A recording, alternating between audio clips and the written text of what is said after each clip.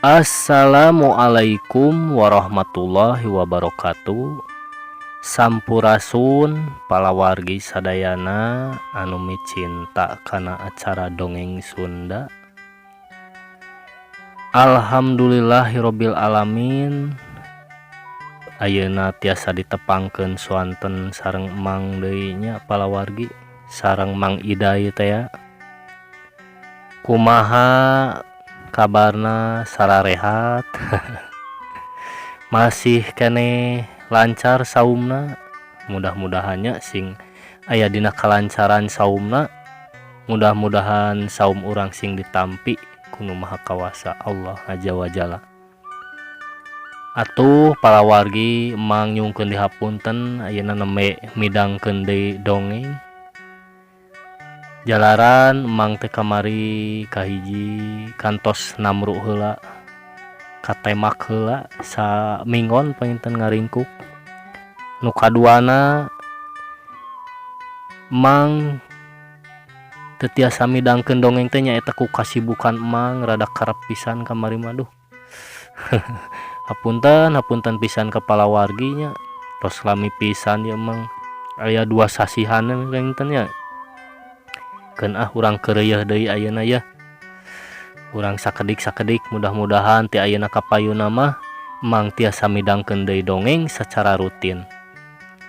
Atuh kasadayana palawargi mugia ieu dongeng teh sing tiasa janten panglipur kalbu pangbeberah kana mana, sing janten lanong kanu nuju teu damang, atuh sing naon janten pieuteungeun kangge urang sadayana, sing tiasa nyanak sasiereun sabeunyereun anu saena anu lepatna urang kantunkeun.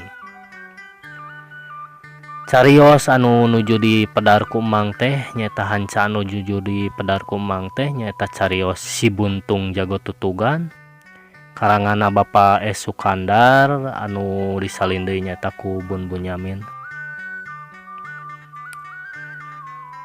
Haturan ka Mang Iyeng.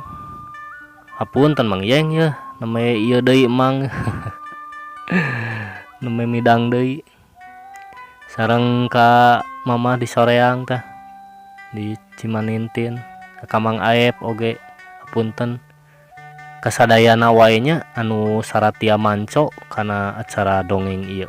Anu satia anu dipidangkeun tina channelna Yadi Channel dina YouTube.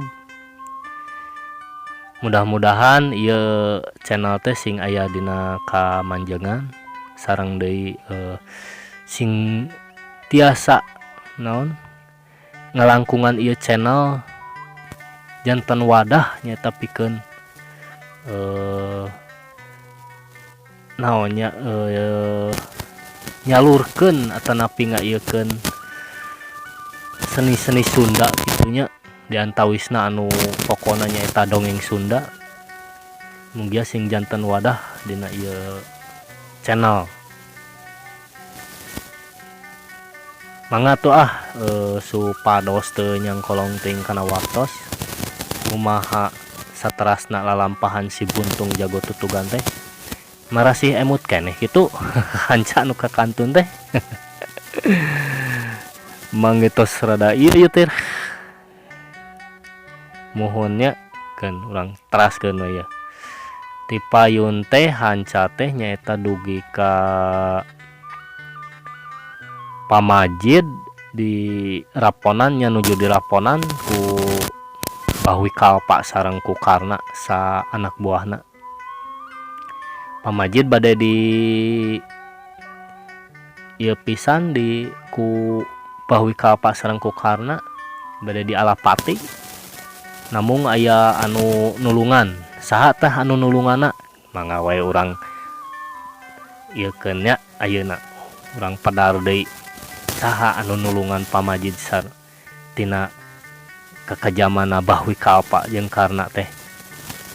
Prung kaparayun sadayana Buntung jago tutugan.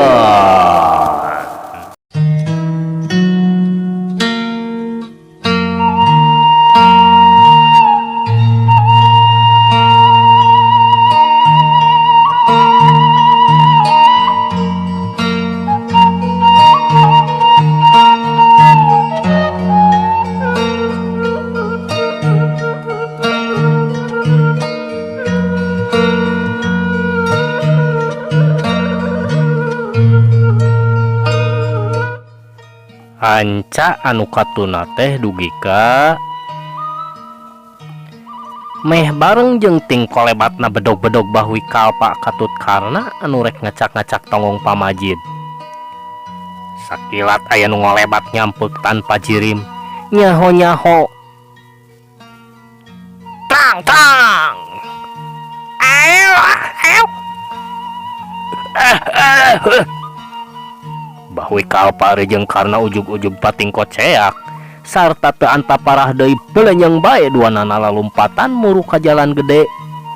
Katempo ku si Dorji katut dalimin piribit deui duanana lalumpatan tukangeunana. Palawargi sadayana mana horeng Andi dina ngarongheapna kadinya teh persis pisan dina waktu kaayaan Pamajid anu sasatna keur nunggu-nunggu dawuh.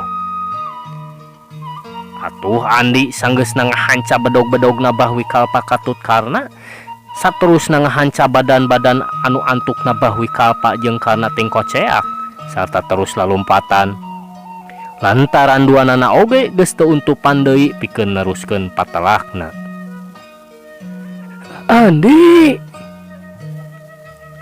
Pamajid ngakentak hudang sarta terus ngarangkul ka Andi. Teu karasa cipanona terus murubut ka surung ku kabungah sarta katumarimaanana. Andi, jang Ani geuning. Aduh, nuhun Ujang. Aduh, pamiseg teu aya jang Ani kumaha aki teh. Sami-sami aki, si Karna nyucudna ka kalakuanana teh nya. Andi males ngarangkul ka Pamajid. Alhamdulillah teu sangka geuning ari pitulung pangeran mah kabenaran meureun jang Andi teh ngulampreng ka lebah dieu. Salaresna mah abdi teh aya rencana bade nyusul aki sih ka Cicapar. Namun abdi teh ninggal tegalan di pali ditu aya nu ledug. Sareng ku panasaran abdi teh aki nya ku abdi teh dibujeng ka dieu kitu tah aki. Alhamdulillah jalu tos kersana pangeran pangintennya. Aduh, eta aya keperluan ka aki Andi teh atanapi di piwarang paguru.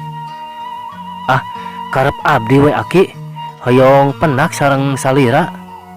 Dupi aki salaresna bade angkat ka mana atuh ieu teh? Apanan nuju nyaosan kepalaina paguru ieu teh jangan sarta satuluyna mah dek bae ku Pamajid didongengkeun yen manehna teh diparedih ku Aki Musani pikeun maluruh anakna nu ngaran Mursan. Sugan we cenah aya keneh. Kutan. Nah, kinten nama si aya keneh kitu aki. Andi ngariuk kaget mana horeng Aki Musani teh geuning aya keneh anakna. Nu majarkeun nu ngelis teh cenah. Ih, susuganan we atuh jangan ari dipastikeun mah duka aya keneh, duka tos tilar dunya. Tapi mun kapareng papangi teh pikeun aki mah moal poho. Sumuhun nya mugi-mugi wae atuh tiasa kapendak. Janten ayeuna aki teh bade teras ka dayeuh. Nya yap atuh urang bareng we sakantenan baturan aki teh. Mangga aki ongkoh da dirorompok oge ieu teh karesel abdi teh. Saterusna mah Andi teh ngabarengan Pa Majid lempang ngarendeng bari tepetot-petot ngobrol sepanjang jalan. Lolobana mah ngobrolkeun ngeunaan Ki Mursan anu cenah ngaleungitna teh beunang disebut mangsa keur jajaka keneh. Mun bener aya keneh taksiran umurna teh moal jauh ti gumilar. Ngan hanjakal dina nyaritakeun kaayaan Ki Mursan teh Pa Majid teu nepi ka bubuk leutikna. Teu detil ceuk basa kiwari mah. Jadi pikeun Andi mah teu bisa maparah kumaha pirupaeunana Mursan teh. Ngan cenah teu mirip-mirip ti Aki Musani, nya rada mirip-mirip Aki Musani zaman keur ngora. Ari Andi kapan apalna ka Aki Musani teh ayeuna anu geus sakitu kakolotanana. Sama sakali teu bisa dipaparah kumaha rupana Aki Musani saat can dimangsa ku kakolotan.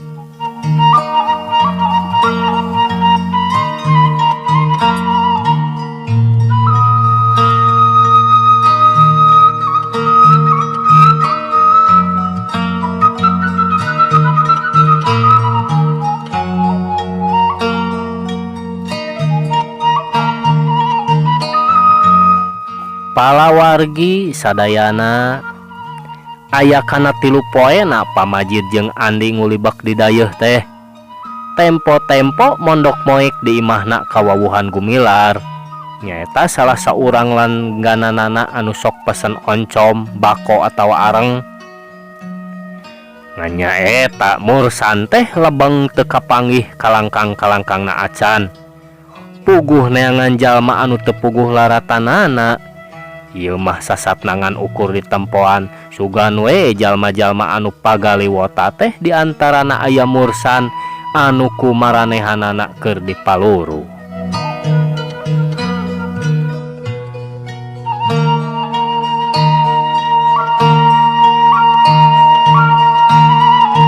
Ongkoh ari pikeun Andi mah poekeunna keur lantaran tacan nyaho kumaha rupana.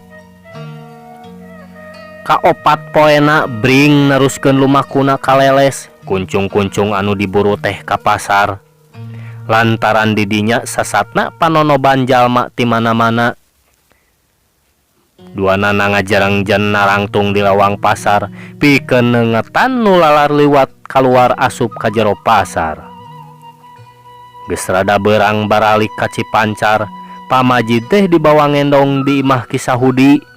Isukna bring deui ka pasar rek ngalakukeun saperti kamari deui ngajajentul ninggalian jalma-jalma.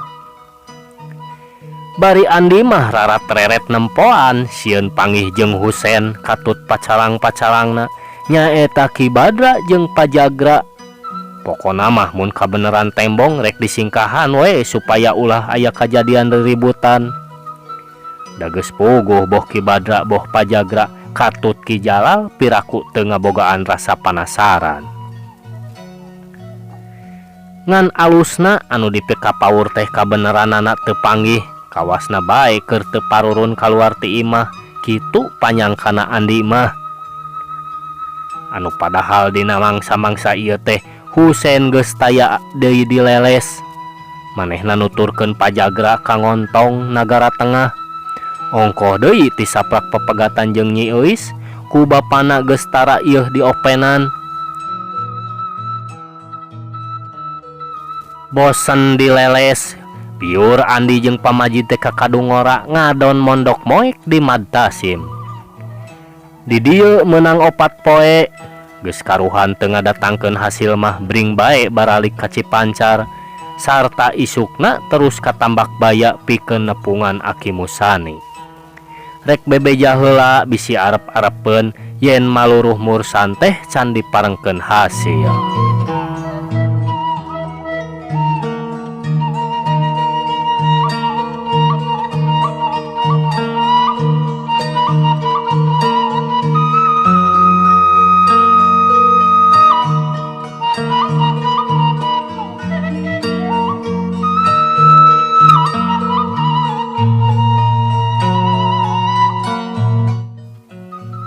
Gun bae wagit bisa saya giginya meureun budak teh.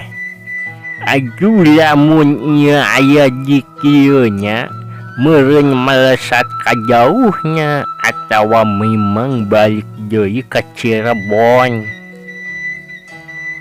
Keun bae ayeuna mah tong diteangan deui. Geus we da ieu mah meakeun ka panasaran Aki dumeh ka gimbreng-gimbreng ku impian puguh ge. Kitu pok-pokana Aki Musani waktu pamajid nepikeun lalampahanana dina enggoning Maluruh Mursan.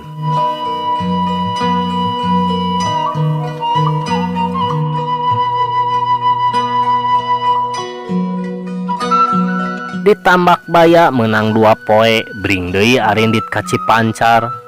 Sanggeus nyimpang ka Kisahudi, pamajid mah terus bae balik ka Cicapar, mapai jalan gede bari sugan we panggih jeung nuker di Paluruh. Sanajan bener cek Aki Musani mah tong di Paluruh deui, tapi ieu mah sambilan bae bari balik. Nepi ka warung peuteuy nyimpang heula ka hiji warung sisi jalan lantaran ngarasa hanaang. Rek ngabaseuhan heula ti koro anu geus karasa garing lantaran lumaku anu lumayan jauhna. Kabeneran di warung teh loba nu barang beuli, ngaropi bari nongkrong. Kitu we sari dengdang dina bangku awi bari nyang hareupan dadasar dagangan. Nginum ting suruput dina cangkir awi, tempo-tempo sakokoh atawa pilih genti lantaran teu cukup cangkirna. Mireungeuh nu ngarongheap teh nu boga warung ngora keneh ngagentak uah aeh umaku ka pamajid hormat nakar. Pedah ningali bobodena anu beda tinu biasa anu ngaradon ngopi ka warungna. Ieu mah beda pamorna, keuretanana, beungeutna anu bersih ngabrehkeun komara sarta wibawa nu matak serab. Nu matak gentak di aku ka jero warungna teu pantesna keur lamun kudu nongkrong di luar warung bareng jeung nu sejena.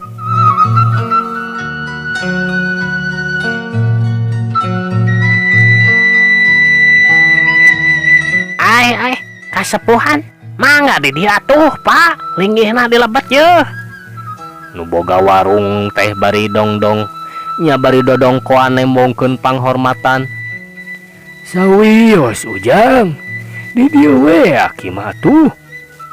Pamajid ngabasakeun Aki rarasaeun kawijana atawa ka andi meureun ongkoh pantesna keur anu boga warung teh lamun nyebut Aki ka pamajid. Kirang sae Bapak. Aki di dieu dilabat supados tumani nah geura. Nu boga warung keukeuh. Juboj Bapak, pagi oge dilabat angguran mah. Yang sae giginya mah. Kalotor aja. Nuker sila tutug dina bangku ngagentak ngarumbaikeun sukuna ka handap. Memangnya bangku teh kalotor nakar da nya nu ngaradon ngopi di dinya teh tempo-tempo bari cari ngogo dampal suku anu sakitu bayadug teh teu ingis-ingis narincakan bangku. Mangga atuh Jang. Nuhun atuh tos diangkeun ieu Aki. Pamajid ngoloyong kalawang kalacap ungah sedengkeun pamajikan nu boga warung ngagentak ngamparkeun samak.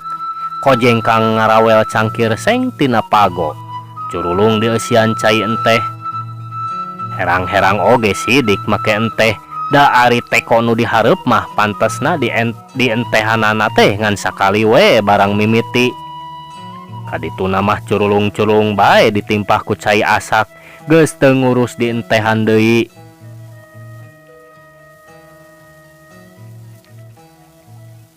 Bade tuang Aki teh. Lalaki nu boga warung teh nanya rengkuh nakar. Moal Ujang bade ngopi we Aki teh. Pamajid bari ngareretan opieun nu ngagelar di piringan dina dadasar. nyuhunkeun itu tuh cau sareng etat naon eta teh papais gitu. Bugis sampe aki eta mah. Oh, teu aya bugis hui atanapi kue hoho. Moal arapaleun dan kumaha kue hoho teh. Kue mari teh ku urang Garut mah disebutna teh kue hoho. Aya wae nya palawargi. Aya aki manawi tuh di ditu tuh. Nu boga warung nunjuk ku jempolna. Tah eta we keur aki mah jang bugis hui sareng kue hoho. Cek pamajid bari gap kana cangkir suruput nginum antarena keur. Sanajan bener keur halab-hab nginumna teh mani antarena keur. Terus namah nu boga warung ngakentak miringan naon pamentana pamajid. Ngan sabot kitu kurunyung aya nu datang. Aki-aki pantaran pamajid rek meuli daun kawung.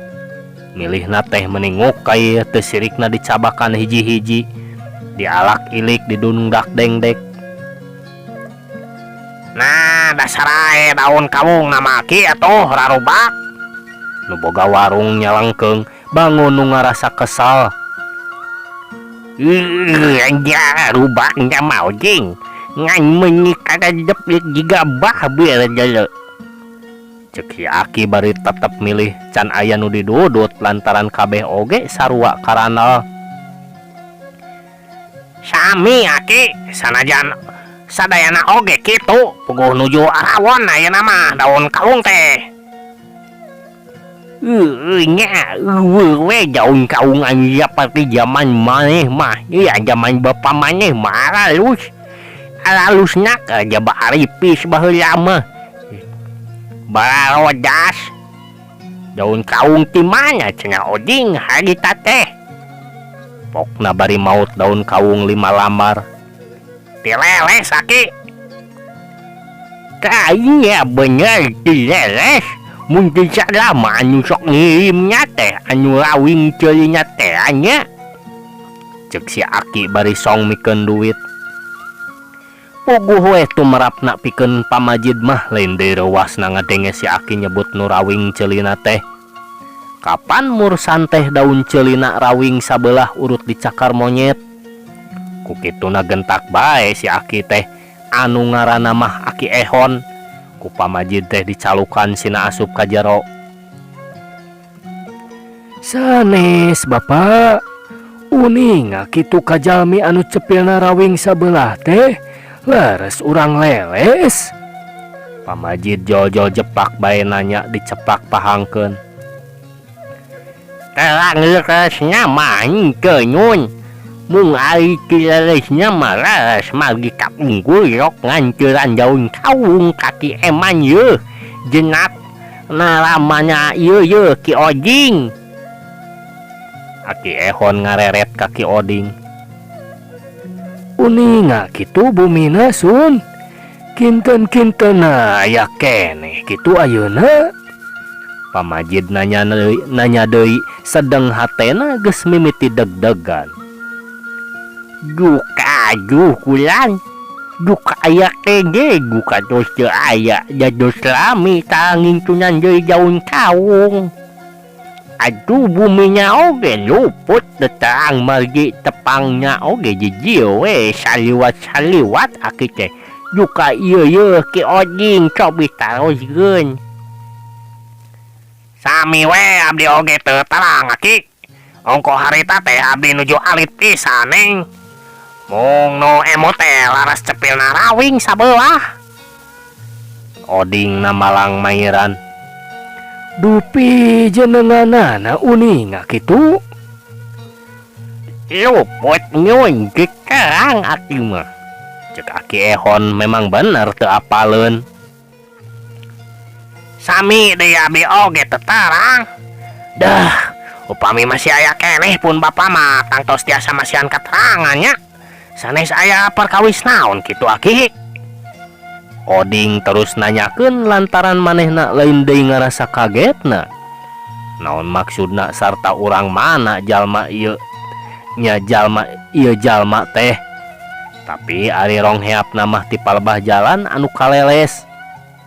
Sumohon aki, malapat deui ngan terang ti mana sareng di mana bumina deui abdi teh.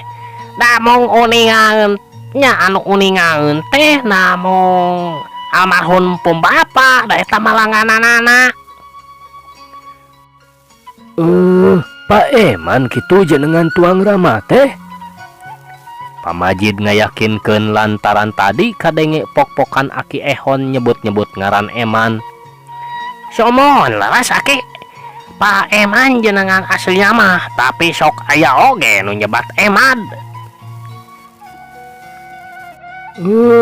Sumuhun.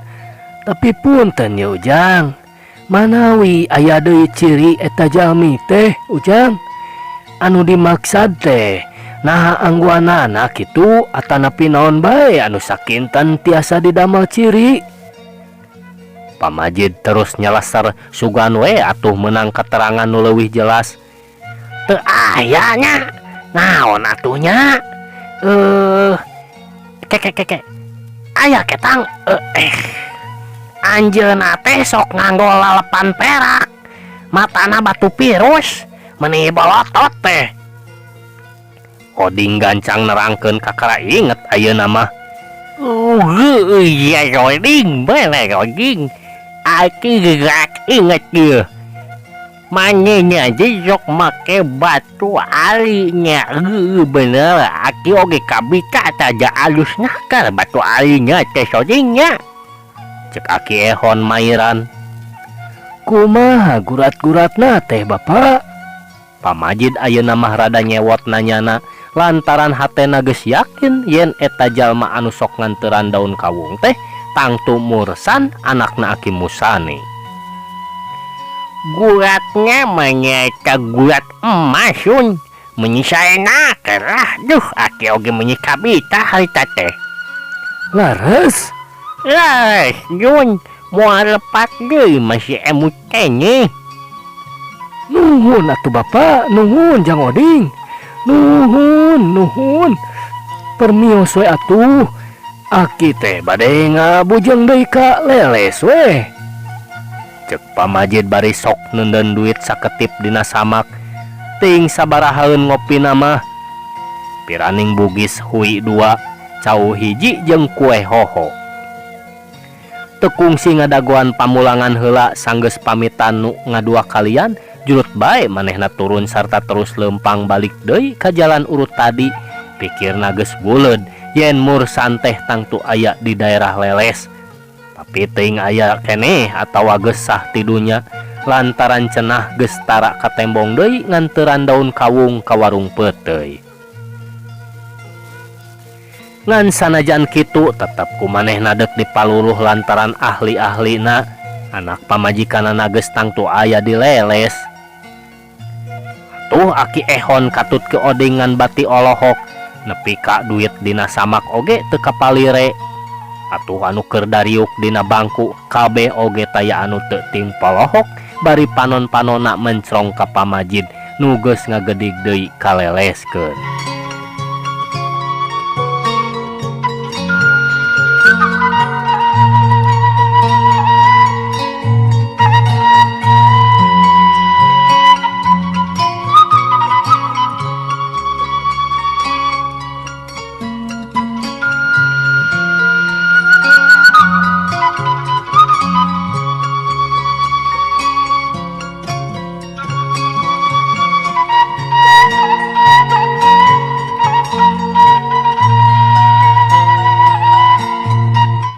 Jalan lumampah kaleles teh hatena mah keukeuh nyolok ka Aki Ehon sarta Ki Oding. Anu pikeun manehna mah geus buleud yen anu tadi didongengkeun teh pasti Mursan. Cocogna karejeng cirina nya eta daun ceuli anu rawing sabelah jeung ngabogaan ali mata pirus gurat emas. Ngan anu jadi pikiran teh nah masih hirup atawa gesah ti dunya.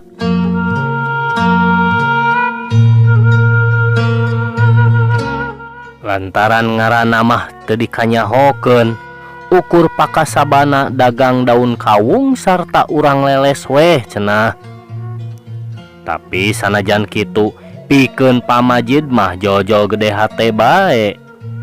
Piraku sugan cenah make teu kapaluruh, deuk natanyakeun bae ka tukang daun kawung anu sok loba daragang di pasar leles. Ulah-ulah bisa papanggih jeung jinisna, bisa wae cenah ayeuna mah tara nganteuran deui ka warung peuteuy teh lantaran dagangna geus matuh di jero pasar.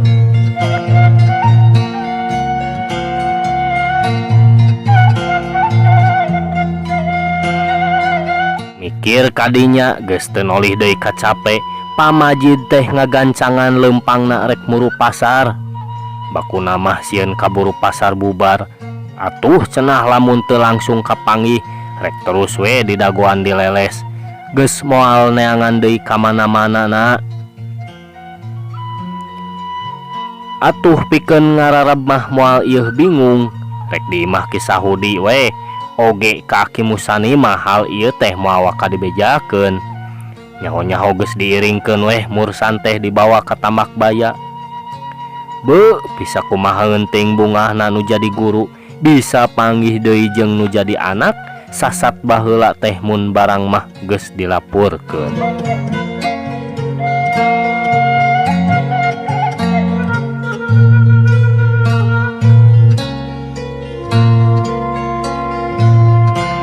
Kabenerana teh lara aya wahon, teu loba mikir deui gancang di stop anu satuluyna celak bae pamajid teh naik, diuk gigireun supir. Tekung silila geus nepi kuncung-kuncung muru ka pasar.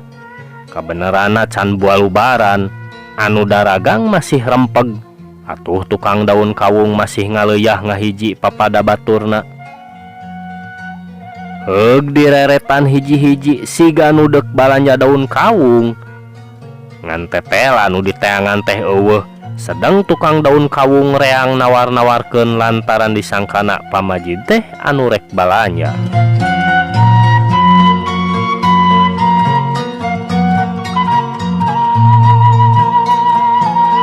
Sanes, sanes, kuring teh puguh aya kaperyogian ieu teh. Cek pamajid bari ngoloyong kanu dagang daun kawung pangsisina. Gogna gog teu jauh. Badai aya pigersaeun naon kitu pangarsa? Nu dibawa nyarita teh ngareret bari ngariuk kaget. Henteu, badai aya anu ditaroskeun we ieu mah, Jang. Eta manawi uninga kanu sok icalan daun kawung. Anu etanana anu daun ceulin anu palih katuh teh rawing. Tukang icalan daun kawung anu cepilna rawingnya. Duka atuhnya. Nu ditanya teh bari heug ngareretan ka batur-baturna, sugan we meureun salah saurang aya nu rawing daun ceulina. Sanes pangarsa, dupi jenenganana teh saha atunya? Pokna deui bari riuk beungeutna beuki kaget. Eukeur mah memang nya teu nyaho, katambah kasurung ku rasa panasaranana, dianggapna aneh aya jalma rawing daun ceulina. Mursan jenenganana teh Ujang. Mursannya. Ke. Asana mengoping pangarsa. Aya oge Mang Iyeng, Sarmad, Kisobari, tapi da eta mah teu rawing deui ketang. Ngan beda rada rarawog eta mah. Dupi dagangna leres kitu dileles. numutkeun wartos mah ngidar ka warung peuteuy. Namun cicing nama sauna di dieu dileles. Duka di mana-mana nama Ujang. Margi bapa teh kirang parios. Saderek atana piputra eta teh pangarsa. Pun anak Ujang. Waktos ninggalkeun rorompok teh tos lami pisan. Oge dipalu ka dieu teh. Peda aya watos we kitu tah. Atuh kudu nyarios nah teu disebatkeun padumukanana Bapak. Nu mawi teu terangeun. Ongko deui cenah pendakna oge tos lami. Laras teu aya da di dieu mah. Anu janangan mursan sareng teu aya deui nu rawing cepilna mah pangarsa. Duka nu sanes mah cobi geus sakedapnya pangarsa. Nu dibawa nyarita teh Jung cangkat nyamperkeun ka saurang baturna. Haharewosan nepikeun carita. Nu antukna babaturana nu sejen pada jol-jol nyalamperkeun. Akhirna aya 3-4 urang nu nyamperkeun ka pamajid hayang leuwih tetela meureun. Dek atuh ku pamajid teh dicaritakeun deui. Ngan nyaeta saurang oge luput taya anu nyahun. Ku kitu namah lolobana anu dagang daun kawungna rata-rata umurna tacan kolot teuing. Malah daragangna teh beunang disebutkeun kabeh dieunakeun. Puguh we tumerapna ka pamajid teh meuni matak ngadadak eungap. Teu beda tinu ditinihan gunung.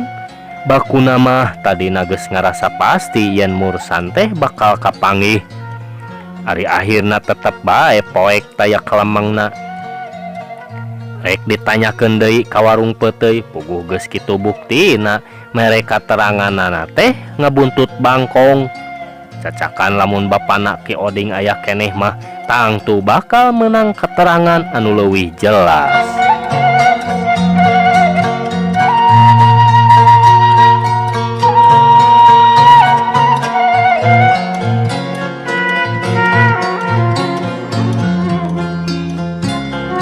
Geus karuhan kitu mah sabada nganuhunkeun leos bae pamajid teh indit deui. Tapi ari rasa kapanasaranana mah tacan leungit. Susuganan we bisa kapanggih di jalan da cenah tempat namah tetela dileles. Ku kituna manehna kukurilingan heula dileles, teu sirikna unggal beungeut di tempoan ngan henteu soteh tiap nu lalar liwat di jiwiran ceulina hiji-hiji. Poharanya lamun nepi ka kitu teh. Ngan sanggeus los ka ditu los ka dieu nu dipaluruh teu kapanggih, gidig bae pamajid indit ka Cipancar nu maksudna deuk ngadatangan deui ka imahna Ki Sahudi. Puguh we anu didatangan teh teu buru ngarasa kaget oge mireungeuh pamajid ngarongheap teh. Ngan gancang ku pamajid diterangkeun ka Ki Sahudi yen manehna rek milu nganjrek 2-3 poe wae mah lantaran geus meunang bongbolongan yen anu keur dipaluruhna teh kawasna aya di daerah leles. Andi mah keur eueuh cenah mah keur ngabersihan kuburan nu jadi bapana. Ari Ki Sahudi manehna oge geus meunang keterangan yen pamajid teh keur maluruh anakna Aki Musani. Ngan manehna teu loba tatanya nepi ka bubuk leutikna. Atuh pamajid dina nerangkeunana teh ngan sakadarna wae ngarah teu matak kaget kanu rek dianjrekan. Bisi dianggap anu teu puguh tujuan. Tambah kesel nungguan Andi anu can jol-jol pamajid teh ngolesed init. Maksudna mah deuk nyusul Andi ka pajaratan geus dituduhkeun lebah-lebahna mah ku Ki Sahudi.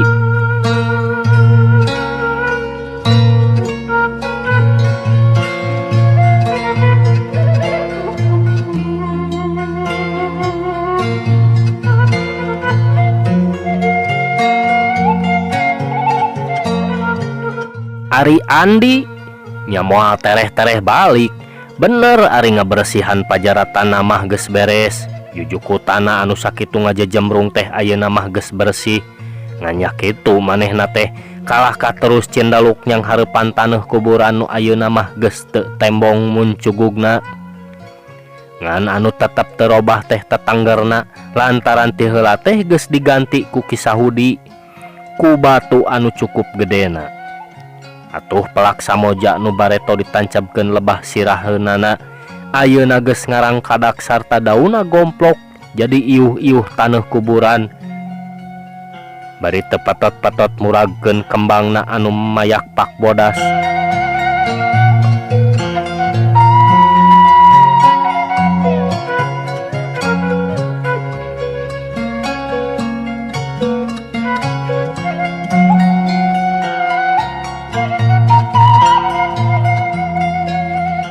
Abah, jalmi anu kapungkur ngabinasa ka Abah teh ayeuna parantos sah ti dunya Abah. Sanaos maotna teu langsung ku panangan abdi pribadi, namung Abah hehabna hate anu kapungkur parantos diebrehkeun payuneun pusara Abah. Ayeuna mah tos rerep bari raos sumpah andi teh parantos kalaksanakeun Abah. Upami Abah tiasa ningali maotna jalmi anu ngabinasa Abah teh sasatna teu patok sakumaha biasa. Anjeunna mah kapanggang ku piruwang tur dina lebet piruwang bagong pisan Abah. Peryogi ka uninga ku Abah oge jalmi anu ngabinasa ka Abah teh mana horeng kantos mikanyaah ka Andi Abah. Oge kantos ku Andi teh anjeunna dihuru elmuna di ala pangabisana. Numawi Abah aya saena anjeunna teh maot sasat ku lampah nyalira. Namung nu janten lajalana mah nya Andi keneh Abah. Margi harita teh nuju patelak sareng Andi.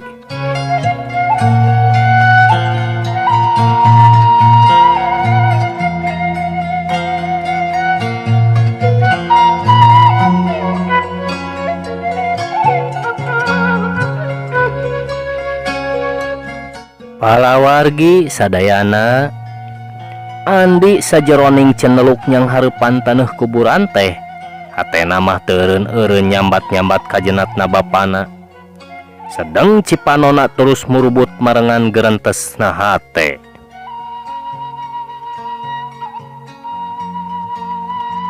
Abah, manawi dinten ieu mah dugi ka dieu wae Abah. Permios. Andi barijung nangtung sedeng alina mah masih dicacekel. Samoja titip pusara bapa kaula da Andika mah di dieu saeneng-enengna heug pangiuhankeun pangawurankeun ku kekembangan bayakeun luhureun pusara. Geus kitu Andi malik lalaunan anu maksudna rek terus indit tidinya. Tapi teu kira-kira ngaranjugna ari breh teh pamajid keur nangtung teu jauh.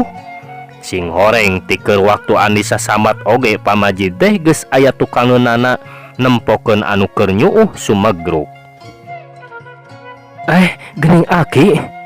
Andi nyaritana pegat-pegat bari heug nyusut cipanon ku leungeun bajuna. Sumuhun jangan Andi. Tadi teh Aki ka bumi teras we ka dieu da diwartosan ku Kisahudi. Pamajid neuteup beungeut nu masih carinakdak. Sanes Aki teh mulih. Numawi jang Andi.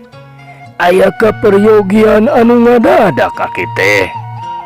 Pamajid ngagilar kana ali anu keur dicekelan keneh ku Andi. Nah atuh anas seblak teh hatena ngalenyap. Ya jantungna ngadadak ngagetar. Sanajan bener jirimna Ali teh teu tembong sakabehna, tapi teu kapalingan yen sidik pisan sarua jeung bogana Aki Musani nu dibawa ku Mursan. Jang Ani, kagungan lalapan gening. Pamajid nanyakeun deui ka Andi. Bari panonna mah teu leupas mencrong kana Ali. Breh bubudena semunu gugup. Sumuhun Aki. Lalapan awon ieu mah. Andi ngasongkeun alina ditembongkeun ka Pamajid. Sae gening. Jangan nih. Pamajid nampanan teu kudu dialak ilik oge geus sidik teu kapalingan yen bener eta Ali teh bogana Aki Musani. Ieu sababna nu matak Pamajid beuki age-age teh nya aga euge kasurung ku rasa gugup malah leungeunna mah make jeung semu ngeleper sagala. Tapi parobahan Pamajid teh sama sakali ku Andi mah teu katitenan. Puguh manehna harita sasat keur nandangan kasedih anu pohara lantaran kagugah deui rasa kasono kanu jadi bapa anu ayeuna ngan karipusarana. Nya lumayan we Aki. Kakantunan pun bapa eta teh mung eta-etana. Jang Rais. Pamajid mencrong ka Andi sedang batu alina masih dicacakal. Sumuhun nu ayeuna kantun pusarana Aki. Andi malik ka tukang ngareret ka kuburan bapana. Rai Cipanona nu geus saat teh ngagerenang deui. Pamajid nu tadina mah deuk terus tetelepek nanyakeun tina perkara batu Ali jadi murangked oge hatena barang mireungeuh bubuden Andi harita. Ras manehna inget ka kisah Hudi. Rek ditanyakeun we ka manehna piraku we teu nyahoeun silsilahna. Ulah-ulah manehna bisa mere katerangan tina hal dirina Mursan. Nah bener Mursan teh Kirais keneh atawa lain. Tapi ras deui ka Aki Musani. Jorojoy bae bet hayang ngabejakeun heula ka Aki Musani yen perkara batu alina mah geus aya raratanana. Atuh dina engke dakna maluruh katerangan ka kisah Hudi matak naon manehna urang bawa we ka Tambak Baya supaya bisa paduk dekan jeung Aki Musani. Ongko-ongko supaya leuwih rineh. Piraku sugan kisah Hudi teu daekeun upama dibawa ka Tambak Baya. Mikir kadinya Pamajid teu loba tatanya, sok bae Ali mata pirus teh dibikeun deui ka Andi. Bari panon mah teu weleh neuteup ka Andi. Dilelekan kekeuretan beungeutna sugan bae aya meper-meper ka Mursan. Lantaran aya teretetna sangkaan mah geus aya. Boa-boa nu ngaran Kirais teh nyatana mah Mursan. Ngan kawasna bae Andi teh keuretan beungeutna nurun ka indung. Jadi luput teu bisa dipaparah. Sae mata nama Jang Ani. Jarang gaduh batu pirus gurat-gurat emas sapertos kieu mah. Langki. Cek Pamajid bari mikeun Ali ka Andi. Sumuhun Aki. Tetarang abdi mah kana sae awona batu Ali teh. Sareng teu pati resep we deui. Ieu mah pedah we. Pangantunan pun bapa. Ongkoh di abdina oge teu acan lami ieu teh. Cek Andi bari ngasupkeun deui Ali kana kanyut kunang. Nah tadina di mana kitu lalapan teh Jang Ani? Pamajid antukna mah nanyakeun oge. Lantaran bet jadi ngarasa panasaran. Ongkoh deui Andi make katutuluyan nyaritakeun perkara Ali. Kapan aya di tukang es Aki? Tukang es kantos ngurunyung palawargi. Hapunten ya waktosna parantos teh nyekapan. Cag heula dugi ka dieu nya ka urang sambung deui ku Mang urang teu heula dihaneuleum hieum tuna dihanyuang siang paragi nyokot ninggalkeun mangsa datang disamper deui. Mung sakitu anu tiasa kasangakeun ti Mang Iday. Ampun paralu nu kasuhun wening galih nu dipamrih hampura anu ditedak. Cag wassalamualaikum warahmatullahi wabarakatuh.